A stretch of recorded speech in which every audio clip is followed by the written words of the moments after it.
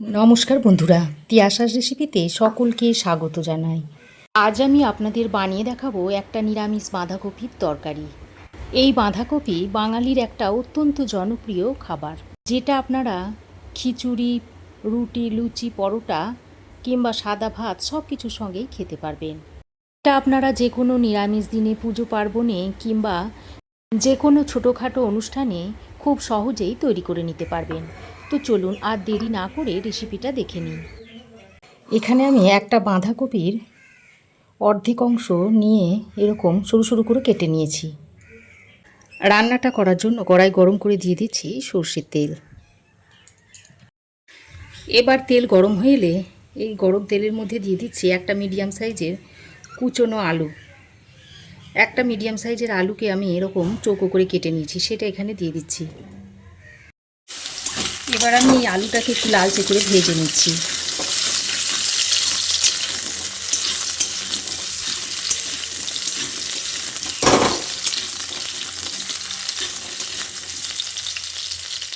দেখুন আলুগুলোকে এরকম লালচে করে ভেজে নিয়েছি। এবার এই ভেজে নেওয়া আলুগুলোকে একটা বাটির মধ্যে তুলে নিচ্ছি।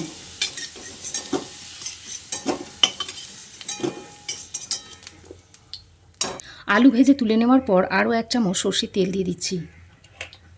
এখন এর মধ্যে দিয়ে দিচ্ছি একটা তেজপাতা, একটা শুকনো লঙ্কাকে ফাটিয়ে দিয়ে দিচ্ছি, আর দিয়ে দিচ্ছি 1/2 চামচ মতো গোটা জিরে। এবার ফোড়নটাকে কিছুক্ষণ নেড়ে চেড়ে ভেজে নিতে হবে। তারপর যখন ফোড়ন থেকে সুন্দর একটা গন্ধ ছাড়বে, সেই পর্যায়ে আমি বেটে রাখা আদা ও কাঁচা লঙ্কাটা দিয়ে দিচ্ছি। এখানে আমি 1 ইঞ্চ মতো আদার টুকরো আর একটা কাঁচা লঙ্কা একসঙ্গে করে বেটে নিয়েছি। দেখুন ফোড়ন কিছুক্ষণ ভেজে নিয়ে এবার এর মধ্যে দিয়ে দিচ্ছি একটা টমেটো কুচনো। মিডিয়াম সাইজের একটা টমেটোকে কুচিয়ে আমি এর মধ্যে দিয়ে দিয়েছি। টমেটোটা যাতে তাড়াতাড়ি নরম হয়ে আসে সেই জন্য এর মধ্যে পরিমাণ মতো নুনটা দিয়ে দিচ্ছি। এবার আমি এর মধ্যে কিছু গুঁড়ো মশলা দিয়ে দিচ্ছি। দিয়ে দিচ্ছি 1/2 চামচ হলুদ গুঁড়ো, 1/2 চামচ দিয়ে দিচ্ছি জিরে গুঁড়ো, 1/2 চামচ দিয়ে দিচ্ছি ধনে গুঁড়ো, আর সামান্য পরিমাণে জল দিয়ে দিচ্ছি। দিয়ে মশলাটাকে ভালো করে কষিয়ে নিতে হবে।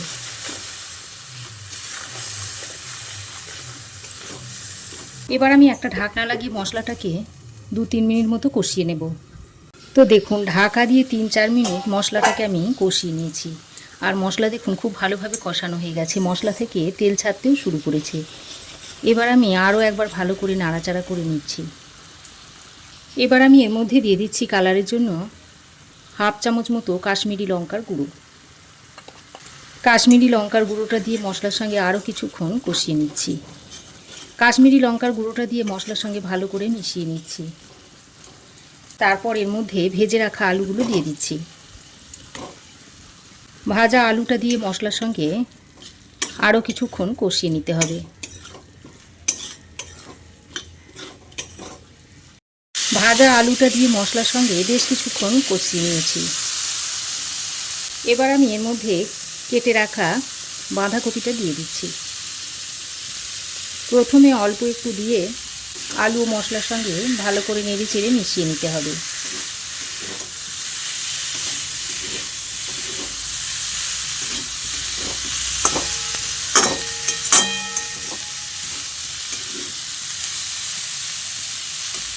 তারপর বাকি বাঁধাকপিটা আবারও দিয়ে দিচ্ছি।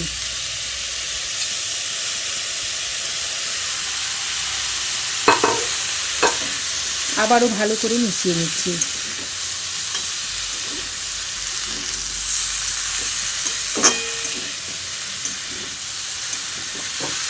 এবার বাঁধাকপিটা দিয়ে খুব ভালো করে কষিয়ে নিতে হবে।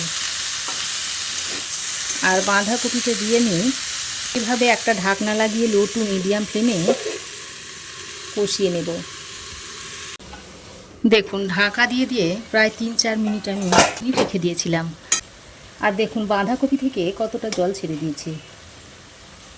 এবার একবার ভালো করে নেড়ে চেড়ে মিশিয়ে নিয়ে আবারও কিছুক্ষণের জন্য ঢাকা দিয়ে রেখে দিচ্ছি। দেখুন আবারও ঢাকাটা খুলে নিয়েছি। তারপর আবারও ভালো করে নেড়ে চেড়ে নিচ্ছি। যেহেতু আমি জল ব্যবহার করিনি তাই এইভাবে বারবার ঢাকাটা খুলে বাঁধাকপিটাকে ভালো করে সেদ্ধ করে নিতে হবে। আর দেখুন প্রায় অনেকটাই সেদ্ধ হয়ে এসেছে। আবারও ঢাকা দিয়ে দিচ্ছি। এখন আবারও ঢাকাটা খুলে নিচ্ছি। আর বাঁধাকপিটা দেখুন বেশ শুকনো শুকনো হয়ে এসেছে আর ভালোভাবে সেদ্ধও হয়ে গেছে। দেখুন আলু খুব সুন্দরভাবে সেদ্ধ হয়ে গেছে, কপিগুলো খুব ভালোভাবে সেদ্ধ হয়ে গেছে।